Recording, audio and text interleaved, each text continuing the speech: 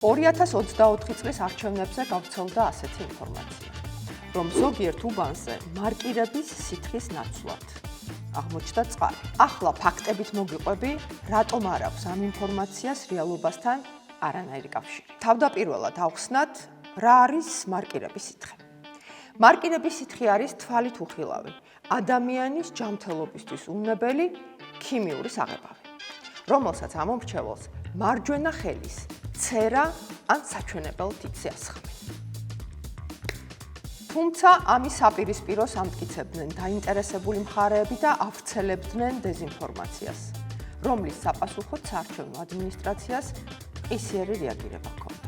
არჩევნების დღეს სპეციალურ ბრიფინგზე მედიის წარმომადგენლებს მივეცით შესაძლებლობა თავად გამოეცადათ მარკირების სითხე და ენახათ, რომ საარჩევნო უბნებზე სხვა ნივთიერება არ გამოიყენებოდა. ვრცელდება სრული ინფორმაცია მარკირების სითხესთან დაკავშირებითაც დაინტერესებული მხარეები ირწმუნებიან, რომ მარკირების სითხის ნაცვლად ამომრჩეველს წყალს ასხამენ.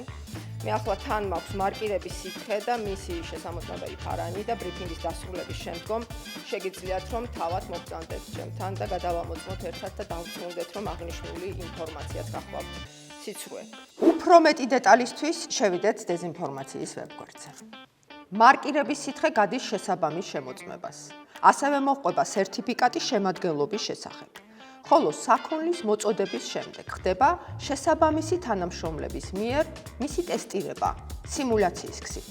26 ოქტომბრის არჩევნებისთვის გამოყენებულ მარკირების სითხეს საქართველოს გენერალური პროკურატურის მოთხოვნით ლევან სამხარაულის სახელობის სასამართლო ექსპერტიზის ეროვნულ ბიუროში ჩაუტარდა ქიმიური ექსპერტიზა.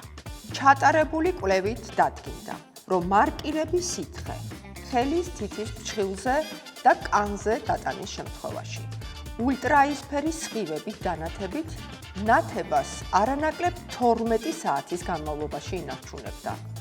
ხელის მრავალჯერადი დაბანის შემთხვევაშიც კი. ასე რომ აუცილებლად გადაამოწმე ინფორმაცია საარჩევნო საკითხების შესახებ. შედი დეზინფორმაციის ვებგვერდზე disinfo.cc.gov.g და გაიგე სიმართლე.